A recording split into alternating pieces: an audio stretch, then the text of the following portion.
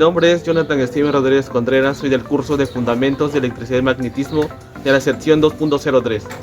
Hola, ¿qué tal? Mi nombre es Diego Joshua Tucán Enríquez, soy de la sección 2.3 y soy de la carrera de Ingeniería Mecatrónica. Bueno, comenzamos con el primer experimento, que es cuantificación del campo magnético. Como objetivo de este primer experimento tenemos medir el campo magnético producido por las bobinas de Helmholtz, estimar el número de vueltas en las bobinas haciendo uso de la ley de Biot-Savart y comparar los resultados experimentales con los teóricos y obtener el porcentaje de error. Comenzando con el procedimiento, antes que todo tenemos que hallar el radio de la bobina. Para esto hallamos el diámetro total de la bobina y lo dividimos entre 2 y el radio nos sale que es 5.72 centímetros.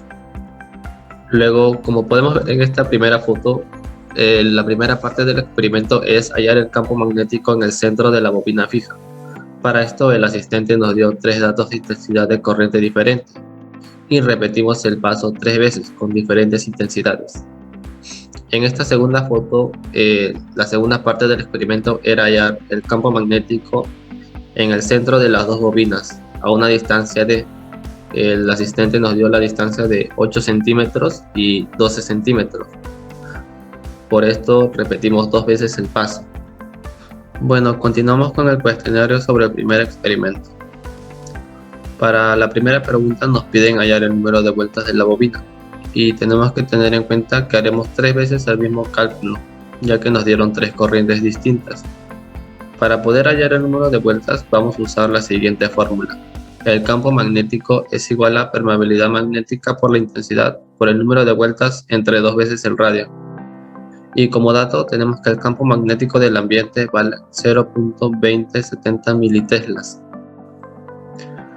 Como la primera medición tenemos la corriente 1.2 amperes y tenemos que hallar el campo neto sobre la bobina fija, que sería 1.35 miliamperes.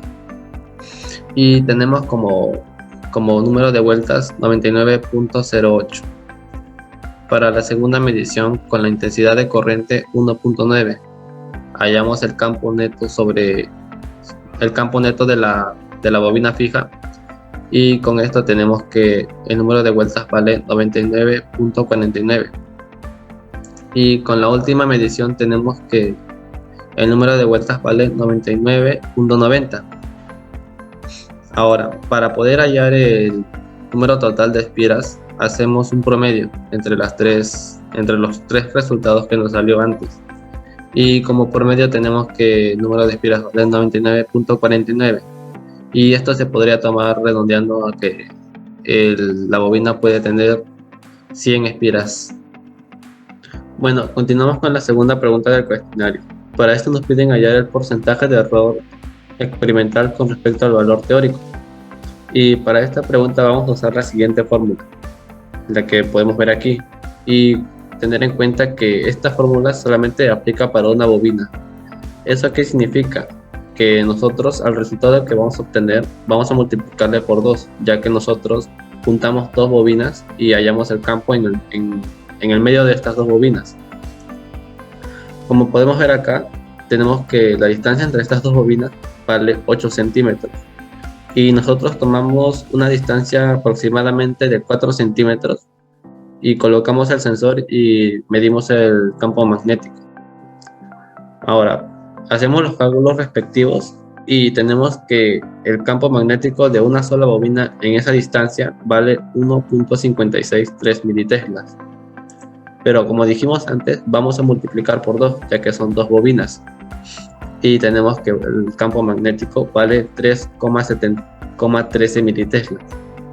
Y ahora, nos damos cuenta que el campo experimental tiene el campo magnético del ambiente también, así que lo restamos y tenemos que el campo neto de la bobina en esa distancia sería 3,45 militeslas.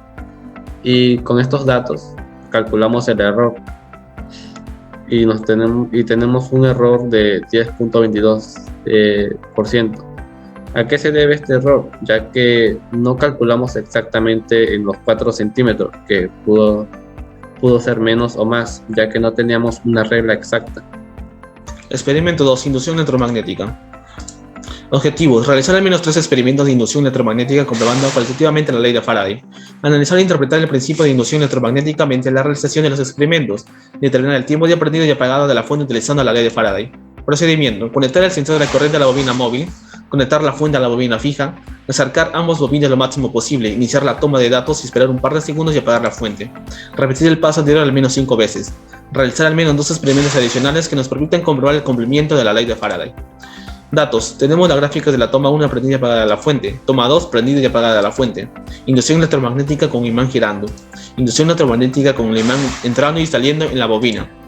Cuestionario: nos dice utiliza la ley de Faraday y los datos recopilados para determinar la pendiente en la gráfica de voltaje versus tiempo. Entonces, de acuerdo a nuestros datos, obtenemos la gráfica de voltaje versus tiempo de prendido y apagado, como se puede apreciar aquí, y calculando tenemos la pendiente que es 2.37 por 10 a la menos 6. Ahora, para determinar el tiempo de prendido y apagado en los diferentes picos, planteamos las siguientes fórmulas. Como ya conocemos, el voltaje de la fuente, la derivación que es igual a la resistencia y el flujo magnético. En nuestro caso, el flujo magnético sería el campo magnético por el área, ya que las dos bobinas están conectadas en serie y no forman el ángulo. La fórmula de la fe inducida, como está puesto aquí, n por la derivada del flujo con respecto al tiempo. Y además, despejamos todas esas fórmulas, tenemos que el área, la fe inducida y el delta del campo magnético. Y con esta fórmula obtenemos la siguiente para determinar el tiempo. Entonces hallamos el tiempo de aprendido para el pico 1, hallamos los valores de resistencia del área y el delta del campo magnético. Como sabemos en nuestras mediciones del experimento, obtuvimos que la resistencia es de 0.58 ohmios, el radio de 5.72 por 10 a la menos 2 metros. Aplicando la fórmula del área, obtuvimos que el área es igual a 0.01 metros cuadrados. Hallando el valor del campo magnético, sería la diferencia del campo magnético de una corriente I3 menos el campo del ambiente, que sería de 2.851 por 10 a la menos 3. Para determinar la corriente inducida, estimamos de la gráfica, la cual nos da el valor de 0.39 amperios. Hallamos la fe inducida con los valores de corriente y resistencia, la cual nos da de 0.23. Una vez obtenidos estos valores de área, delta del campo magnético y fe inducida, reemplazamos en la fórmula general para tener el tiempo de aprendido en el pico 1. Entonces, la cual nos da de 0.0012 segundos. Ahora, hallamos el tiempo de apagado en segundos para el pico 2. Como ya sabemos que el delta del campo magnético, área y resistencia serán las mismas, solamente estimamos en la gráfica la corriente inducida, la cual nos da el valor de 0.18 amperios. Reemplazamos la resistencia delta del campo magnético para hallar la fe inducida, la cual nos da de 0.10. Una vez obtenidos los valores de área, fe inducida y delta del campo magnético, reemplazamos en la fórmula para hallar el tiempo de apagado, la cual nos da que el tiempo de apagado para el pico 2 viene a ser de 0.002 segundos. Ahora, hallamos el tiempo de aprendido para el pico 3. Vemos que área, resistencia y delta del campo magnético son las constantes. Estimamos en la gráfica para determinar la corriente inducida, la cual nos da de 0.44 amperios. Obtenidos los valores de corriente inducida y resistencia, obtenemos la fe inducida, que es igual a 0.25. Una vez hallados los valores necesarios, reemplazamos en la fórmula para determinar el tiempo de apagado. Calculando, nos da que el tiempo de aprendido para el pico 3 es de 0.0001 segundos.